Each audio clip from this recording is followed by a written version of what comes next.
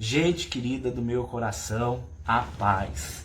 Hoje eu quero ler com vocês um texto muito, muito precioso para mim. É um texto que me faz meu coração ficar emocionado de gratidão a Jesus pelo que Ele fez por nós. Hoje eu tive uma experiência maravilhosa com Deus. Maravilhosa, maravilhosa. Eu fui num evento da minha família. A gente foi tomar um café junto para despedir de um tio que está indo morar fora, né? E nisso eu sentei para conversar com outro primo meu, com quem eu nunca falei de Jesus. E ele, num momento bem fragilizado da vida dele, num momento bem de luta, umas lutas pesadas, a gente sentou para conversar e falando dos problemas dele, falando da vida, e não tem como, a gente começou a falar de Jesus, né? E ele virou e falou assim para mim: meu primo, eu queria entender uma coisa. Por que que Jesus teve que morrer por nós? Por que Deus não teve outra maneira de resolver o nosso problema? Por que foi necessário que Jesus sofresse tanto para resolver a nossa situação? Lucas, capítulo 23, a partir do verso 39, vai mostrar o momento em que Jesus está com aqueles dois bandidos, um de cada lado da cruz. E aquela cena, para mim, ela é absolutamente assim, encantadora. Por quê? Porque Jesus está no fim das suas forças. Jesus está cansado, Jesus está desidratado, Jesus perdeu o sangue, Jesus está ferido, ele está cheio de cortes, cheio de lacerações, a cabeça furada pelos espinhos, as feridas abertas, expondo ossos, velho. E tá aquele sol de deserto, aquele calor queimando a pele, e tá também aquele suor escorrendo e a areia caindo dentro. Jesus está num extremo desconforto, os pregos enfiados nas mãos e nos pés, e naquele momento Jesus ainda encontra um restinho, um golinho de amor, de interesse em salvar aquele bandido que estava do lado direito dele. Jesus, ele ignorou a sua própria dor, ele ignorou o seu próprio problema, ele ignorou o seu próprio desconforto, ele deixou de lado, porque ele colocou como prioridade naquele momento não o seu bem-estar, mas naquele momento a prioridade era a salvação daquele homem. Nós vamos ver isso em vários momentos da Bíblia, vários momentos, pessoas, homens e mulheres cheios de Deus, abrindo mão do seu conforto, abrindo mão dos seus recursos, abrindo mão dos seus descansos, para focarem, incentivarem, investirem no reino de Deus. É apaixonante ver o que o Espírito Santo de Deus faz nas pessoas. As pessoas no mundo são egoístas, as pessoas no mundo elas pensam só em si mesmas. Dentro da igreja existem pessoas muito egoístas, mas quando eu digo pessoas do mundo, eu não estou dizendo das pessoas que não estão na igreja. Estou falando das pessoas que não nasceram de novo. Porque dentro da igreja tem muita gente que ainda não nasceu de novo. Por isso que eu digo que não faz sentido frequentar uma igreja se você não é templo do Espírito Santo. Temos que ser filhos, não membros.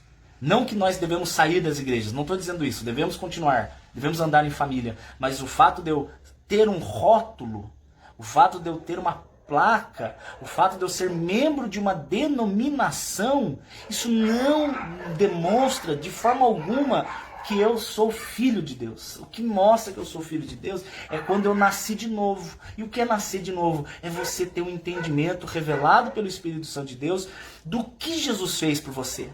Hoje eu ando muito triste, estou muito triste, estou cansado, estou desanimado, porque eu vejo grandes homens e mulheres, grandes pastores, pregadores, pregadoras, que se corrompem, velho. Se corrompem por dinheiro, se corrompem pela fama, se corrompem pelos dons que Deus derramou na vida deles. Tem gente, cachorrada, tem gente que deixa subir a cabeça o tanto que Deus revela, e Deus revela. Eu não estou falando de pessoas que não têm dons, eu estou falando de pessoas que têm dons. Então nós temos que nos apegar e estar sempre muito bem grudados, com muito carinho no essencial. Nós nunca podemos esquecer do momento que mudou a nossa história, que é o momento de Cristo crucificado. Jesus na cruz. Olha que coisa linda. O apóstolo João, tá? O João, o escritor do Apocalipse, João ele era um jovem sanguinário. Como assim um jovem sanguinário? Ele tinha um espírito de destruição, ele era muito irado. Você vai ver isso quando você vai ler na palavra que Jesus, em determinado momento, ele passou pela cidade de Samaria e os samaritanos não deixaram Jesus entrar na cidade. Então João fica muito assim, ele toma as dores de Jesus, né? E ele fala assim, Jesus, eu posso orar para Deus mandar fogo e destruir essa cidade? E Jesus olha para ele espantado e fala, mas João, João, você não se lembra de que espírito você é? Você não percebe que o Espírito de Deus veio trazer vida e não destruição? Então você vê esse João, depois da cruz de Cristo, ele fala assim, ele escreve assim, por exemplo, 1 João, se nós não amarmos o próximo que nós vemos, é mentira quando nós dizemos que amamos a Deus que não vemos. Então o que mudou João? O que transformou João para João não ser um amante de si mesmo? O que mudou João para João não ser um desesperado por fama, por dinheiro, por poder, por reconhecimento, por aplausos, por curtidas, por números? O que fez João? O que mudou? Foi a cena. João foi o único dos discípulos, tirando Maria Madalena e Maria, a mãe de Jesus de Nazaré, foi o único dos discípulos que olhou para a cruz e viu Jesus crucificado. Ele viu a cena de Jesus entregando o Espírito e Jesus morrendo e Jesus se tornando ali um cadáver. A cena dele ver o Senhor da Glória entregando a própria vida, João viu. E essa cena nunca mais deixou ele ser o mesmo. Então o novo nascimento, cara, é você ver, você perceber, você vivenciar na sua vida a imagem de Jesus crucificado. Mas Jesus não ficou na cruz, porque a cruz de Cristo foi necessária para que os meus pecados fossem perdoados. Pensa comigo. Se eu, Dani, fosse um juiz e eu tivesse que julgar você e você roubou um carro, eu amo você, amo a sua vida, quero o seu bem. Só que, se eu fosse o juiz que julgaria o seu caso e eu liberasse você da prisão, se eu tivesse que transgredir a lei, porque a lei dizia que você deveria ser preso. A lei diz que você deve ser preso porque você roubou o carro. Se eu, como juiz, que tenho que aplicar a lei, se eu, por gostar e amar de você, eu livrar você do cumprimento correto da lei, eu não estou sendo um juiz bom. Eu estou sendo um juiz iníquo. Eu estou sendo um juiz transgressor da própria lei. Então Deus, ele estabeleceu uma lei que ela é imutável. A lei de Deus diz que a alma que pecar, essa alma tem que morrer. Só que nós temos um problema grande nessa afirmação, porque a partir do momento em que todos nós pecamos, Romanos capítulo 3, verso 23, se todos nós pecamos, todos nós temos que morrer.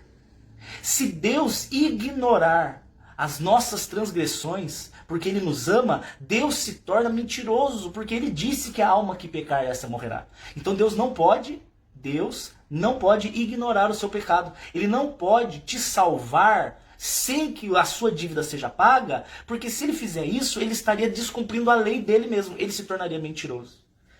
Então Jesus ele é colocado como a solução deste problema.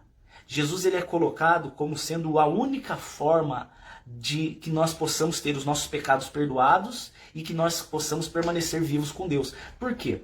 O salário do pecado, de acordo com Romanos 6, 23, é morte. Tá?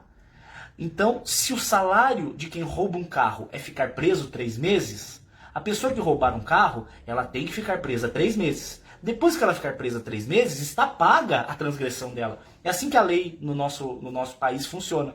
Se o cara, eu estou chutando as datas, que eu não sei exatamente, mas se o cara, por exemplo, assalta um banco, a lei diz que se ele assaltar o banco, ele tem que ficar preso 6 anos. Aí ele vai assaltar o banco, ele vai ser preso 6 anos, 6 anos depois, a dívida dele está paga.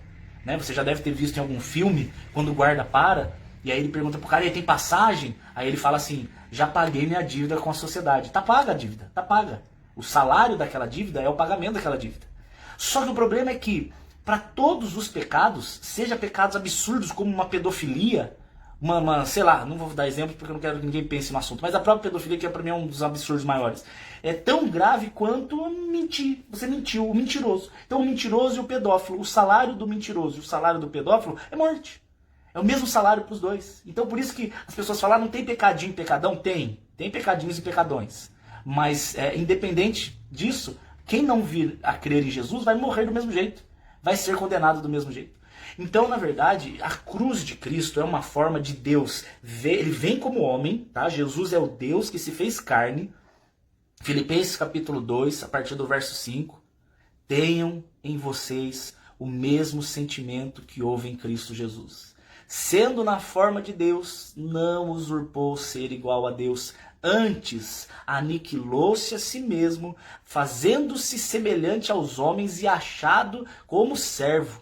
E como servo, como homem, Jesus foi obediente até a morte, morte de cruz. E por isso, Deus o exaltou soberanamente e lhe deu um nome, sobre todo nome, para que ao nome de Jesus se dobre o joelho de todos aqueles que estão no céu, na terra e debaixo da terra. E toda língua confesse que Jesus Cristo é o Senhor, para a glória de Deus Pai. Filipenses 2, de 5 em diante. Jesus, ele vem, o próprio Deus se faz homem, vem como homem, e Jesus, ele é absolutamente inculpável. Ele não tem nenhuma culpa, ele não peca, ele não erra, ele não transgride, ele não mente, ele não pensa besteira, ele não fala besteira. Jesus nunca errou. Por isso que o desespero do diabo, principalmente lá na tentação do deserto, era fazer Jesus pecar. Porque se Jesus pecasse, ele se tornaria devedor perante a lei. Então ele deveria morrer para pagar a dívida dele mesmo.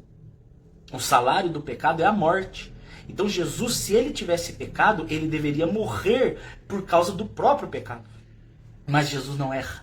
E Jesus não peca, Jesus não transgride, Jesus é a luz do mundo, Jesus é a glória de Deus nessa terra, Jesus é o amor inexplicável, ele não erra, ele não peca, então ele passa por essa vida inculpável, impoluto, infalível, fantástico, maravilhoso, Deus eterno, esse é Jesus. Então Jesus, quando ele morre naquela cruz, ele não tem pecado dele para pagar, então ele faz o quê? Ele assume o seu, ele morre com o seu velho homem. Cristo não morre por mim, Cristo morre comigo. Quando eu creio nisso, através do Espírito Santo no meu coração, porque isso é um convencimento do Espírito, o Espírito entra no meu coração e o Espírito me convence que na morte de Jesus eu morri junto. Ok? Não ache que Jesus morreu por você. Se Jesus morreu por você, a sua dívida não foi paga. Jesus tem que morrer com você. Você tem que morrer com ele. Por isso que o nosso velho homem foi com ele crucificado, como diz Romanos capítulo 6. Então, sendo crucificado com Cristo, e ele tendo morrido e eu tendo morrido junto, se o salário das minhas transgressões é a morte, a partir do momento em que eu morro, está paga a minha dívida. Está absolutamente paga, quitada a minha dívida, não há mais. Romanos capítulo 8, verso 1, não há mais condenação para os que estão em Cristo Jesus. Não é os que estavam, ou os que estarão, é os que estão. Cristo não é o meu passado e Cristo não é o meu futuro. Cristo é o meu presente. Hoje, eu não vou estar com Cristo amanhã. Eu não estive com Cristo ontem. Eu tenho que estar hoje com Cristo. Hoje é o dia de eu estar com Cristo. Não faz sentido ficar chorando pelo passado, ficar reclamando pelo passado, ficar se culpando pelo passado. E também não adianta ficar preocupado com o futuro, ansioso pelo futuro, desesperado pelo futuro. Busque o reino de Deus é hoje. Ele apaga as transgressões antigas e ele corrige os erros para que no futuro você não colha mais plantações ruins. Ele te perdoa e ele te prepara. Ele apaga as suas transgressões e ele aplana o seu caminho. Ele endireita o seu caminho. Isso que Jesus faz. Então é legal que você vai ver textos, por exemplo, 2 Coríntios 5,17. Aqueles que estão em Cristo são novas criaturas. As coisas velhas se passaram. Tudo é novo. Fiz muitas besteiras. Você fez muitas besteiras. Eu fiz muitas besteiras. Você pecou muito. Eu pequei muito.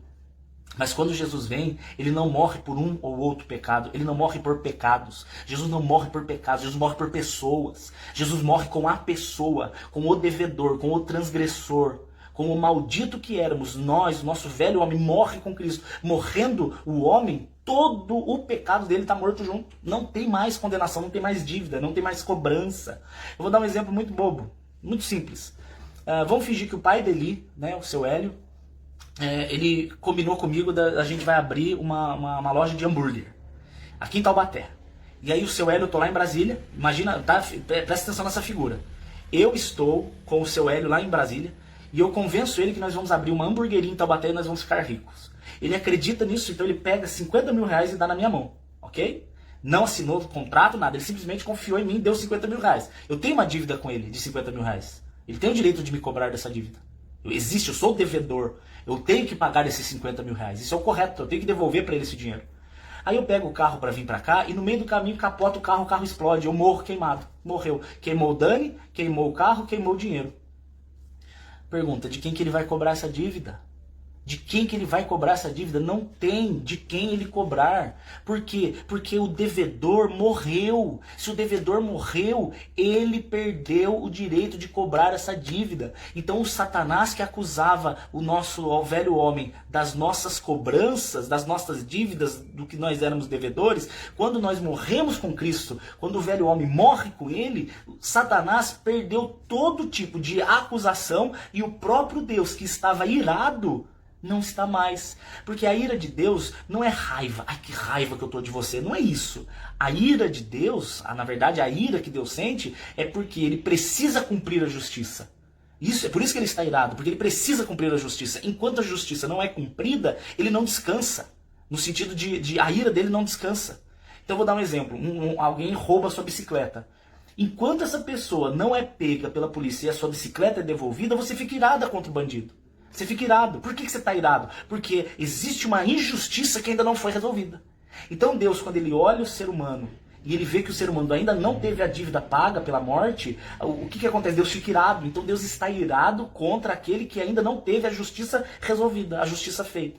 Porém, a Bíblia diz, e eu acho a coisa mais linda, Romanos capítulo 5, verso 1, ele diz assim, que aquele que foi justificado, ou seja, aquele que nasceu de novo, aquele que morreu com Cristo e teve a dívida paga, ele fala assim, que aquele que foi justificado tem paz para com Deus. Ok? Justificados, pois, mediante a fé, tendes paz para com Deus. Então veja bem, antes da cruz, ira. Após a cruz, paz.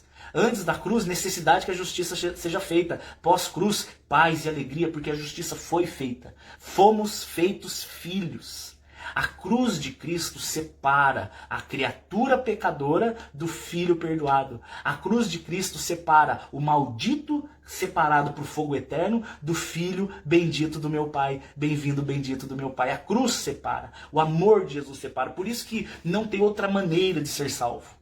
Não tem boas obras que te salvem, não tem religião que te salve, não tem nada que te salve, a não ser a cruz de Cristo, morrer e nascer de novo com Jesus Cristo, o Senhor da glória. Isso é o plano de salvação. Aí a pergunta é, mas Dani, estou com dificuldade de entender uma coisa, porque se você disse que eu fui perdoado dos meus pecados, mas eu ainda cometo pecados, não misture pecados. Jesus ele resolveu o seu problema de pecado, com P maiúsculo. O problema da condenação, pecado com P maiúsculo. A contaminação do homem interior, é o pecado com P maiúsculo. A herança de Adão, o veneno da serpente, a desobediência, a transgressão contra Deus. Esse é o pecado natural, pecado da natureza humana caída. Esse é o pecado P maiúsculo. E existem os pecados que são as iniquidades cometidas por aqueles que foram contaminados pelo pecado. Então eu estou falando do perdão do pecado, mas nós sempre iremos ser vítimas dos pecados. Por quê? Porque nós ainda estamos nessa carne. Esta carne que vocês estão vendo, que no meu caso é muita carne, infelizmente, esta carne ela é naturalmente caída. Jesus não converte carne. Carne pode até começar um processo de santificação, mas carne sempre vai ser carne. Jesus salva a alma, Jesus vivifica o espírito, porém, a carne sempre será escrava dos seus desejos. Então a carne vai nos fazer pecar. Por isso que você vai ver em Romanos capítulo 7 uma luta entre carne e o espírito. Onde Paulo fala assim, que o bem que ele queria fazer, ele acaba não fazendo. E muitas vezes o mal que ele não queria fazer, que é o pecado com P minúsculo, ele acaba cometendo. Então ele fala assim, logo, não sou eu quem peca, mas é o mal que habita em mim. Então ele está falando assim, olha, não sou eu quem peca, é a minha carne. Deus, ele separa, é a circuncisão de mente causar, como diz Colossenses 2, É quando Jesus na cruz separa a nossa alma do domínio da carne. Então a sua carne não domina mais a tua alma. Ela não te obriga mais a fazer o que antes você era obrigado a fazer, porque você não conseguia dizer não. Você não conseguia ficar longe das drogas, você não conseguia ficar longe do sexo, você não conseguia ficar longe das grosserias, da falta de educação. Você não conseguia deixar de ser aquele homem, aquela mulher que você não queria ser.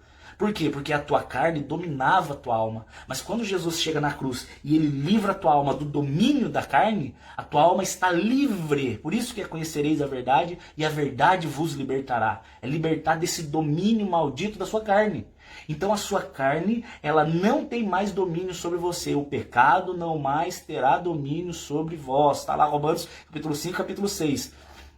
Então hoje nós temos a voz do Espírito, Gálatas capítulo 5, a partir do verso 14, a carne milita contra o Espírito. Então fica aqui, o Espírito grita de um lado, a carne grita do outro. Aquele que você dá mais ouvidos é aquele que você mais vai andar inclinado para. Então uma pessoa que nasceu de novo, mas não se envolve com Jesus, ela tende a voltar a ouvir a voz da carne e andar conforme as vontades da carne, porque carne não converte. Então quando você fala assim, poxa vida, mas eu sou perdoado em Cristo Jesus, mas eu ainda peco? Sim. Você ainda peca porque você ainda está nesse corpo de carne. Leia 2 Coríntios capítulo 5. Você vai ver o apóstolo Paulo falando assim, nós gememos, desejando ser revestidos desse corpo carnal. Nós gememos, porque nós queremos ser libertos desse domínio maldito dessa carne, para a gente ficar absolutamente livre. Porque olha que coisa linda, a cruz de Cristo, ela te livra de uma vez por todas de um negócio chamado penalidade do pecado.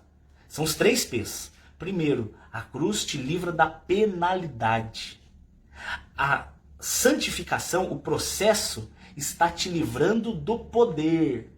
E no arrebatamento, na glorificação, nós seremos libertos da presença. Ele te libertou da penalidade, você está sendo libertado do poder e você será liberto da presença. Que coisa linda, ó. Passado, presente e futuro. Livrou da penalidade, não há mais condenação. Inferno não, vou para o céu. Ele está me livrando do poder, ou seja, cada dia que eu conheço mais a Jesus, cada dia eu peco menos e cada dia eu tenho menos vontade de pecar. Ele está me santificando, eu estou sendo cada dia mais parecido com Jesus. Por isso que ele está me livrando do poder, o domínio. E o último, ele vai me livrar da presença. O dia que eu for levado para a glória, o dia que eu for transformado desse corpo carnal para corpo glorioso, eu não mais terei nem a presença do pecado pentelhando e infernizando a minha mente e o meu coração. Vocês estão entendendo? Então, o que Deus olha é o quê? A diferença entre quem teve um coração transformado e quem não teve. Porque quem teve um coração transformado e quem nasceu de novo, quem foi feito filho, também vai errar. Mas a diferença é a reação. Eu posso vir a mentir, eu posso vir a ter pensamentos impuros, eu posso vir a ter raiva, eu posso errar, eu vou errar, eu sou humano. Ainda estou nessa carne. Mas a diferença é que quanto mais de Espírito Santo eu tenho na minha vida, menos conformidade eu tenho com o pecado. O que isso quer dizer? Isso quer dizer que o pecado me incomoda. O pecado me tira da paz. Eu não tenho paz, eu não quero errar. Eu erro, mas eu fico mal, eu não quero mais. Diferente de antes. Quando eu era uma velha criatura, eu errava e eu achava legal, eu gostava, eu queria contar para os outros, eu queria errar de novo, eu tinha prazer no erro. Prazer em ter vantagem, prazer em sair ganhando, prazer em fazer mal para os outros, mas para ter vantagem para mim. Prazer em usufruir do corpo das meninas e não ter nenhum tipo de compromisso com ela. Prazer em encher a cara, ficar bêbado, muito louco e dane-se o meu corpo, dane-se o meu bom testemunho. Mentia para ter vantagens e brigava e xingava a mim, me saía na porrada, porque afinal de contas o homem não leva desaforo para casa. Esse tipo de coisa é velha criatura que tem prazer no erro. A nova criatura ela tem prazer na presença. Ela tem prazer na amizade, ela tem prazer em dar bom testemunho, ela tem prazer em manifestar a luz de Cristo, o perfume de Cristo, o caráter de Cristo, o amor de Jesus. Do mesmo jeito que ela foi amada, ela quer que as pessoas se sintam e entendam que são também. Do mesmo jeito que Jesus me resolveu as dores emocionais, eu quero que Ele resolva a sua. Então por isso que nós pregamos, por isso que nós vivemos, por isso que nós buscamos a presença do Senhor, porque Ele nos amou primeiro. Isso, cara. Isso aqui só é possível para aquele que nasceu de novo. E isso tudo que eu estou falando para vocês é tudo fruto do resultado da cruz de Cristo. Passar pela cruz. Morremos e o nosso espírito está guardado com Cristo lá em Deus, só aguardando o último dia onde a trombeta toca, o meu nome é chamado e eu estou liberto desse mundo caído e mal, de pessoas egoístas, de pessoas más, pessoas perversas. Mas o fato é que, ainda que estejamos imersos submergidos num mundo de maldades e falsidades, de pessoas absolutamente odiosas diante de Deus. Isso não define quem nós somos, porque muito mais do que o redor, né, o nosso redor, nós não somos definidos por ele. Nós não somos definidos pelas atitudes das pessoas ao nosso redor. Nós não temos que fazer o que elas fazem. Quem define a nossa caminhada, a nossa postura, nosso olhar, nossas palavras, nosso toque, nosso modo de caminhada é o Espírito Santo que habita aqui. Ainda que ninguém faça o certo, eu vou fazer. Ainda que ninguém seja fiel a Deus, eu vou ser. Ainda que os pregadores da internet sejam, na sua grande maioria, interesseiros por dinheiro e por curtidas e etc., eu não vou ser. Vou morrer, ainda que com poucos recursos, ainda que com poucos seguidores, mas vou morrer falando a verdade. Jesus Cristo, Senhor da glória. É isso que nós temos que focar. Agradar ao Senhor Jesus, andar com o Senhor Jesus, ser amigo do Senhor Jesus. Deus sempre trabalhou com minorias, sempre, sempre, sempre, sempre. O assunto de Deus foi com minorias. Eu não estou falando aqui de minorias sociais, não estou falando de gays, lésbicas, de transexuais, não é nesse sentido. Estou falando minorias de quantidade de pessoas. Deus sempre trabalhou nunca foi com multidão. O assunto de Deus nunca foi com a multidão. A multidão não se importa com Deus. A multidão se importa com as bênçãos. A multidão se importa com pão e vinho. A multidão se importa com o circo. A multidão quer ver resultados, quer ver sinais. Os crentes querem ver sinais. Agora, Deus ele trabalha com os filhos que querem ver a pessoa de Jesus. Eles querem ser amigos, andar com Deus, ouvir a voz de Deus. Eles não querem saber de campanhas, de fogueiras santas, de comprar objetos ungidos, disso. Não é isso que me interessa. Eu não quero atributos mágicos, sabe? Eu quero andar na presença. Quem anda na presença não precisa fazer campanha para convencer Deus. Tem gente que vive uma vida perversa, mas aí ele vai lá e ele dá o dízimo, ele faz um sacrifício financeiro, ele participa da campanha, ele compra um objeto e tal, e ele acha que aquilo que ele fez, aquela atitude, vai cegar Deus sobre a vida perversa que ele vem vivendo. Não, você não convence Deus com ações, Deus não recebe. Isaías capítulo 1 é um texto fenomenal, onde Deus fala para o profeta, ele fala assim, olha, vocês fazem festas em meu nome, vocês fazem rituais em meu nome, vocês se ajuntam em meu nome, tá todo mundo falando em meu nome, mas eu mesmo não participo, porque o coração de vocês me desagrada. Leia Isaías capítulo 1, é pesadíssimo. Então você vê igrejas aí fazendo e cultos e campanhas e famosos e multidões e gritaria e dinheiro e promessas de milagres e tá aquele fuzuê todo, e o Espírito Santo de Deus não. O próprio Espírito de Deus não. Mas aonde que ele está? No coração sincero, num coração arrependido, num coração que clama, num coração que busca, num coração que quer o Pai. Um coração que quer o Pai. Vai nas lives de revelação. Vai lá, onde o cara revela CPF, revela macumba, onde o cara revela trabalho, revela, promete. Vai lá pra você ver milhares.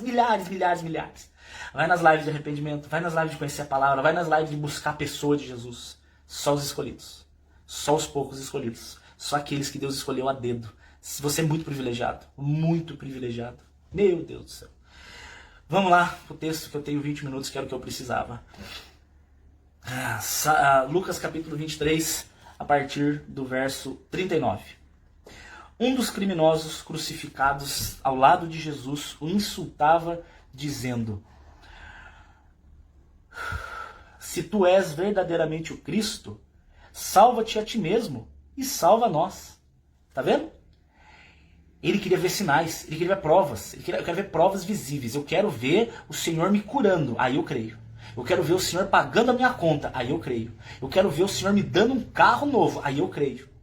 Ele coloca a existência de Deus em xeque, como se Deus precisasse provar algo para ele, como se Deus precisasse dele.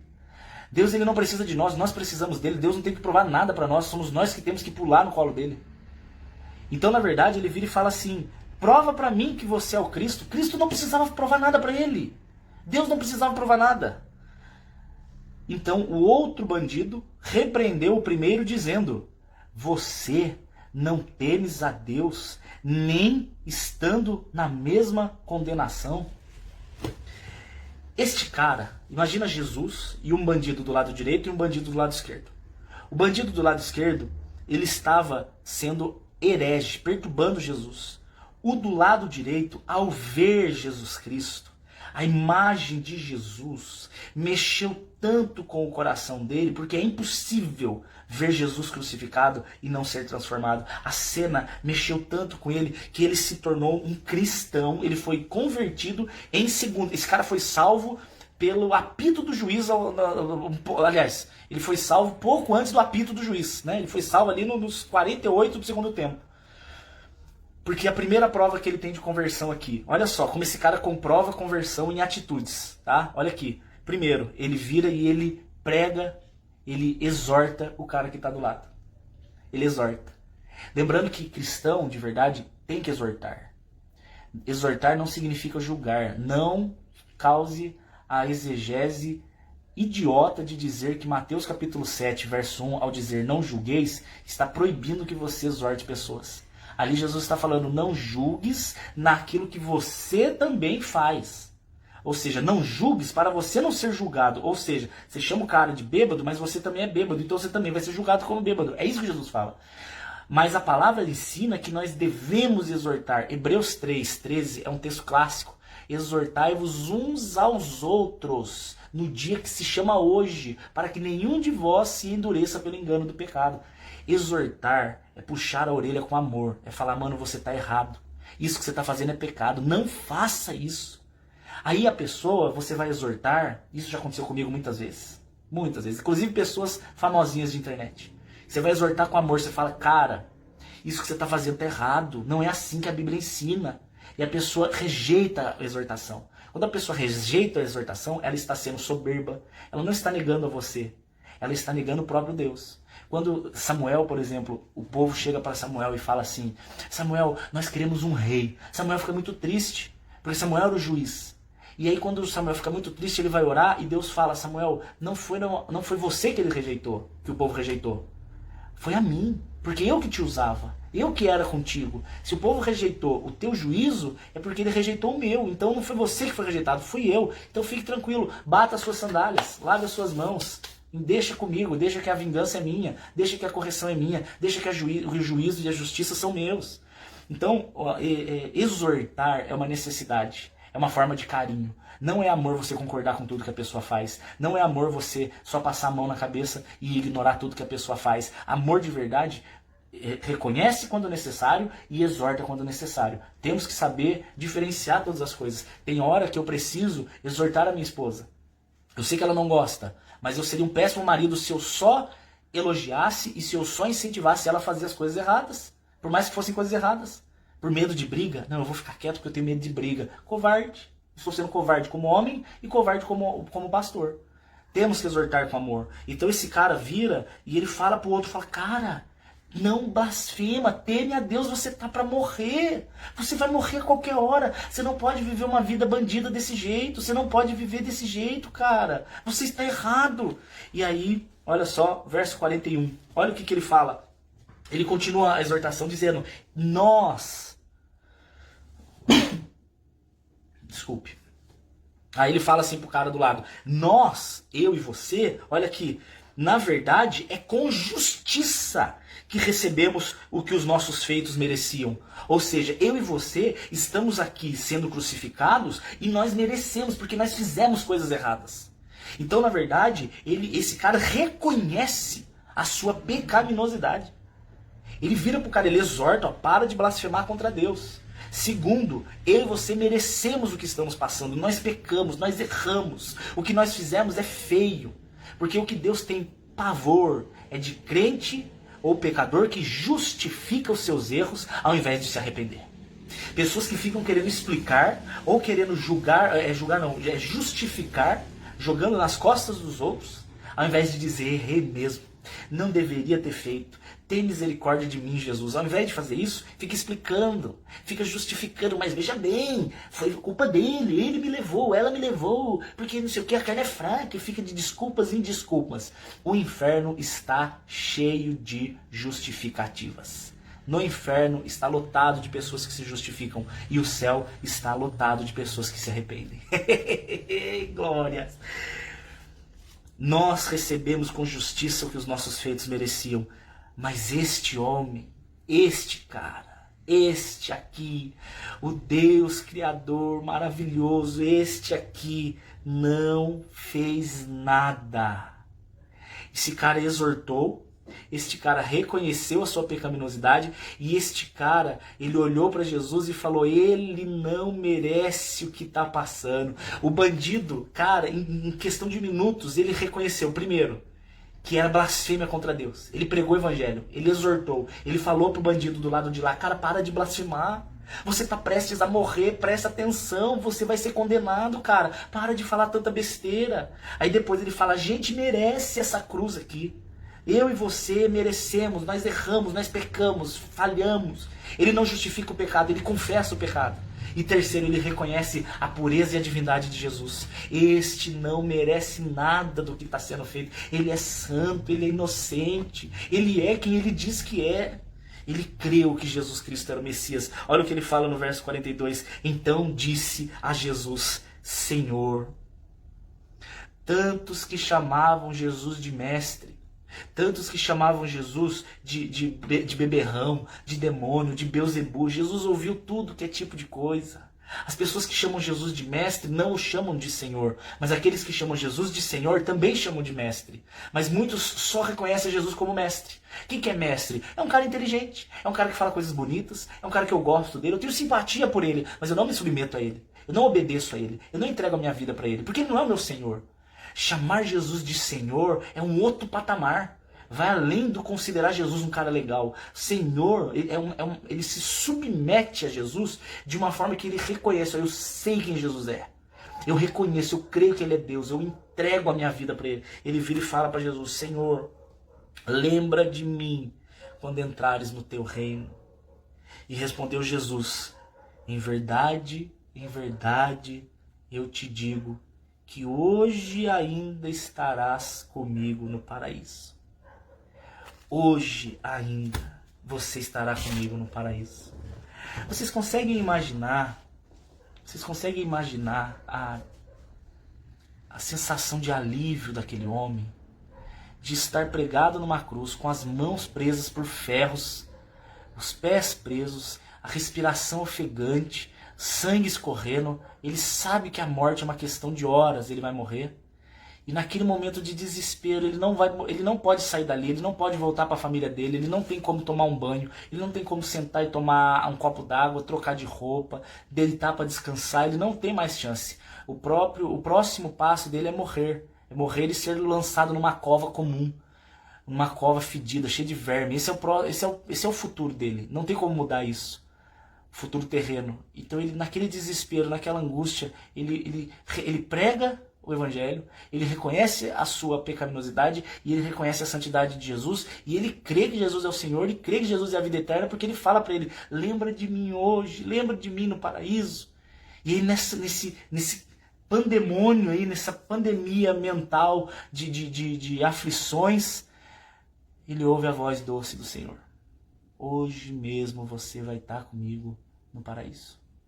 Não passa o dia de hoje sem que você esteja na glória eterna. Você não vai passar mais nem 24 horas em sofrimento. Não vai nem acabar esse dia. Você não vai ver nem a viração do dia e você estará para sempre no lugar onde não tem choro e não tem dor e não tem ranger de dentes e não tem saudade, não tem mais medo, onde você não precisa mais roubar, você não precisa mais ser bandido, você não vai ser mais odiado, você não vai ser mais um desgraçado, odiado pela sociedade, você vai ser recebido com amor, como filho pelo próprio Pai. Mesmo prestes a morrer, Jesus ainda encontra forças para poder consolar o coração de um pecador arrependido. Jesus, não existe uma pessoa mais fantástica, não existe um ser tão maravilhoso, não existe. Jesus é o extremo da beleza, Jesus é o extremo da maravilha, Jesus é o consolo, Jesus é a força, Jesus é a alegria, Jesus é o reconhecimento, Jesus é o carinho, Jesus é aquele que enxuga os nossos olhos, é aquele que nos abraça na solidão, é aquele que se alegra com as nossas vitórias, é aquele que perdoa os nossos erros, é aquele que conhece as nossas dores, é aquele que se importa com os nossos sonhos, é aquele que junta os nossos cacos, é aquele que nos faz vaso novo para a sua própria honra e para a sua própria glória. Jesus é aquele que escreve o nosso nome no livro da vida. E Jesus é aquele que em breve virá nos buscar para levar para casa. Esse é Jesus.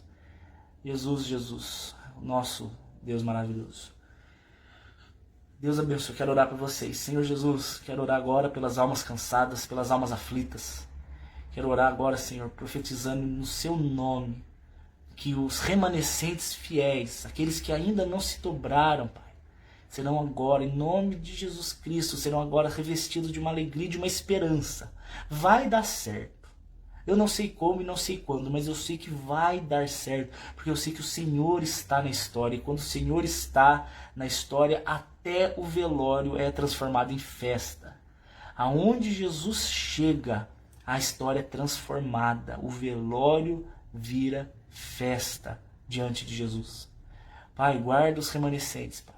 Converte os perdidos, fortalece os convertidos, anima os seus filhos. Nos encha, Pai, de paz, de alegria, de descanso, de sustento, Pai. Nos ajude, Senhor, com as nossas contas, com as nossas obrigações, Pai. Não nos deixe ficar devendo, Senhor. Nos ajude a ter recursos, nos ajude a ter armários cheios de comida, Pai. Caminhas bem arrumadas, com travesseiro, chuveiro, Pai, para que a gente possa tomar banho. Senhor, nos ajude até nessas necessidades. Eu sei que o Senhor se importa. Em nome de Jesus Cristo. Amo vocês, viu? Que vocês tenham sido transformados por essa palavra rápida, porém extremamente profunda. Vocês meditem no que foi falado. Que o Senhor Jesus fale com vocês. Se alguém quiser fazer parte dessa obra, eu vou deixar aqui escrito para você estar junto comigo nessa igreja virtual que a gente é, né? Nós somos uma igreja. O meu e-mail está aqui, daniel.saad@uol.com.br. Manda um oi para mim, para você receber as crônicas, para você receber, conversar comigo, enfim. E embaixo está o meu CPF, que é o Pix, se você quiser fazer parte, né, para que essa obra não pare. Mas isso é só para quem quiser, tá? Pelo amor de Deus, o que importa é a palavra. Deixa eu colocar aqui também daniel.saad e o CPF está aqui. Enfim, Deus abençoe quem quiser, mas me avise para eu orar por você, tá bom? Amo vocês. Deus abençoe.